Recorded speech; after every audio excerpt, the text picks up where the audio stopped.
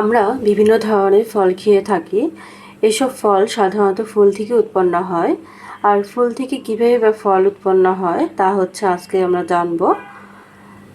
আর SSC পরীক্ষায় এই অধ্যায় থেকে 11 অধ্যায় থেকে ফলের উৎপত্তি, এখান থেকে আমাদের কী প্রশ্ন আসতে পারে? সাধারণত ছোট প্রশ্ন বা এমসিকিউ আসে। ছোট প্রশ্ন আসতে পারে যে সংক্ষেপে লিখো ফলের উৎপত্তি কিভাবে হয়, অথবা ফল কি, অপ্রকৃত ফল কি বা প্রকৃত ফল কি, এই ধরনের ছোট প্রশ্ন এখান থেকে আসে। ফল উৎপন্ন হওয়ার জন্য কি হতে হবে? পরাগায়ন হতে হবে, নিষেক হতে হবে। তাহলে পরাগায়ন হতে হলে কি হতে হবে? ফুলের যে পুংকেশর আছে, পুংকেশরে কি আছে? ফুলের যে পুংকেশর আছে সেখানে কি আছে? পুংকেশরের ভিতরে পরাগরেণু আছে। পরাগরেণু গর্ভমুণ্ডে পতিত হওয়াকে কি বলে? পরাগায়ন বলে। পরাগরেণু গর্ভমুণ্ডে পতিত হওয়াকে পরাগায়ন বলে। আর পরাগায়ন সম্পূর্ণ হওয়ার পরে পরাগরেণু থেকে কি উৎপন্ন হবে? পরাগনালিকা উৎপন্ন হয় এবং সেই পরাগনালিকাটা আস্তে আস্তে গর্ভদণ্ডের ভিতর দিয়ে গিয়ে কি হবে? ডিম্বক, গর্ভাশয়ের ভিতরে কি থাকে? গর্ভাশয়ের ভিতরে ডিম্বক থাকে। তো ডিম্বকের এখানে যাবে, যে কি হবে? ডিম্বকের ভিতরে ডিম্বাণু আছে, ডিম্বাণুর সাথে পরাগনালিকায় যে পুংগেমেট ছিল সেটা কি হয়? মিলিত হয়। মিলিত হয়ে জাইগোট উৎপন্ন হয় এবং সেখান থেকে কি উৎপন্ন হবে? ভ্রূণ উৎপন্ন হবে এবং তার পরবর্তীতে সেখান থেকে নতুন জীব উৎপন্ন হবে।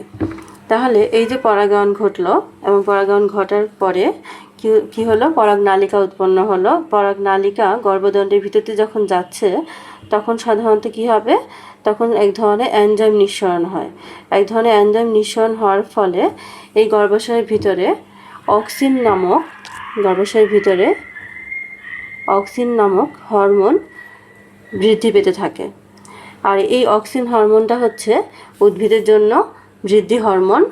তাহলে যখন এই গর্ভাশয়ের মধ্যে এই অক্সিন হরমোনটা বৃদ্ধি পেতে থাকবে তখন তাই কি গর্ভাশয়ের বৃদ্ধিটা তখন বেশি হবে। আর ডিম্বাণুর সাথে কে মিলিত হলো? পুংগেমেট মিলিত হলো, হয়ে জাইগোট উৎপন্ন করলো, মানে হচ্ছে নিষিক্তকরণ সম্পন্ন হলো। তাহলে এখানে দেখো, নিষেক মানে হচ্ছে কি? নিষেক মানে হচ্ছে পুংগেমেট আর স্ত্রীগেমেটের মিলনকে কি বলে? নিষেক বলে। আর নিষেকেরই আরেকভাবে কি বলা যায়? নিষিক্তকরণ। নিষিক্তকরণ হচ্ছে এটাই, পুংগেমেট আর স্ত্রীগেমেট মিলিত হওয়ার ফলে যে জাইগোট উৎপন্ন হলো এবং জাইগোট থেকে পরবর্তী ভ্রূণ এবং ভ্রূণ থেকে নতুন জীব উৎপন্ন হওয়ার যে প্রক্রিয়াটা, এই প্রক্রিয়াটাকেই হচ্ছে কি বলে? নিষিক্তকরণ বলে। পুংগেমেট আর স্ত্রীগেমেটের মিলনের ফলে জাইগোট উৎপন্ন হওয়ার যে প্রক্রিয়াটা সেটাকে কি বলে? নিষিক্তকরণ বলে। তাহলে আমাদের বইতে কি লেখা আছে? বইতে লেখা আছে, নিষিক্তকরণ প্রক্রিয়া শেষ হলেই ফল গঠনের প্রক্রিয়া শুরু হয়। এই যে নিষিক্তকরণ, ডিম্বাণুর সাথে পুংগেমেটে মিলিত হওয়াটা এবং জাইগোট উৎপন্ন হওয়া এবং ভ্রূণ উৎপন্ন হওয়াটা শেষ হলে কি হবে? ফল গঠনের প্রক্রিয়াটা শুরু হবে। আর এর মধ্যেই এই যে ডিম্বাণুর সাথে মিলিত হওয়ার মধ্যে কি হয়েছে? এক ধরনের এনজাইমের কারণে এই গর্ভাশয়ের ভিতরে কি বৃদ্ধি হরমোন বা অক্সিন হরমোনটার পরিমাণ বেড়ে যায়। তাহলে এখানে কি হলো?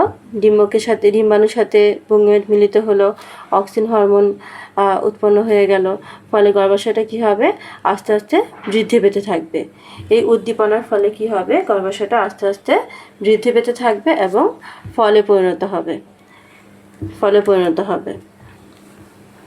তাহলে আমরা কি জানলাম? যে গর্ভাশয় কিসে পরিণত হবে? ফলে পরিণত হবে। আর এই যে ডিম্বকটা যে ছিল, সেই ডিম্বকটা, নিষিক্ত ডিম্বকটা কি হবে? বীজে পরিণত হবে। আচ্ছা, এখানে নিষিক্ত ডিম্বক কেন বলা হয়েছে? ধরো এখানে দেখো, এখানে আমি 4টা ডিম্বক আঁকলাম।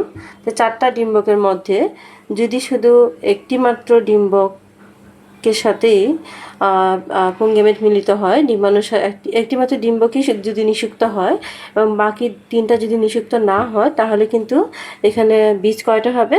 একটাই হবে। ঠিক আছে? যেহেতু একটা ডিম্বকের মধ্যে ডিম্বাণুর সাথে মিলিত হয়েছে পুংগেমেটটা, এই জন্য একটা বীজ উৎপন্ন হবে। আর যদি 4টা ডিম্বকের সাথেই হচ্ছে পুংগেমেট মিলিত হতো বা নিষিক্ত হতো, তাহলে কি হতো? বীজ উৎপন্ন হতো কয়টা? 4টা। এই জন্য নিষিক্ত ডিম্বক কি হবে? বীজে পরিণত হবে। নিষিক্ত ডিম্বক বীজে পরিণত হবে। তাহলে আমরা সহজে কি বলতে পারি? ফুলের মধ্যে কি হবে? পরাগায়ন হবে। আর পরাগায়নের পরে কি হবে?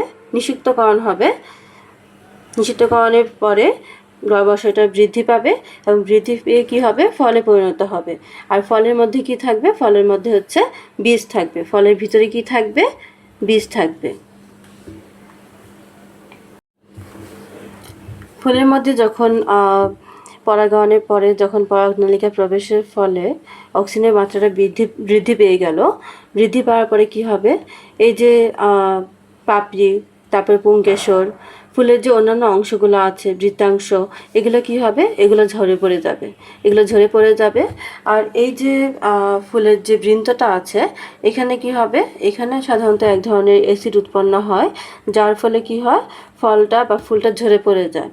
আর এখানে অক্সিজেন উৎপন্ন হওয়ার পরে এই অ্যাসিডটার উৎপন্ন হবে না। ফলে কি হবে?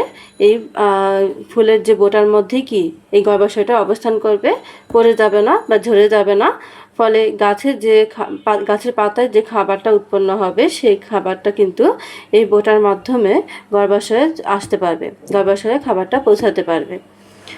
ফলে গর্ভাশয়টা কোষগুলো মাইটোসিস পদ্ধতিতে, মাইটোসিস মানে হচ্ছে কি একটার থেকে দুইটার থেকে চারটা এরকম করে কি কোষগুলো বৃদ্ধি পেতে থাকবে।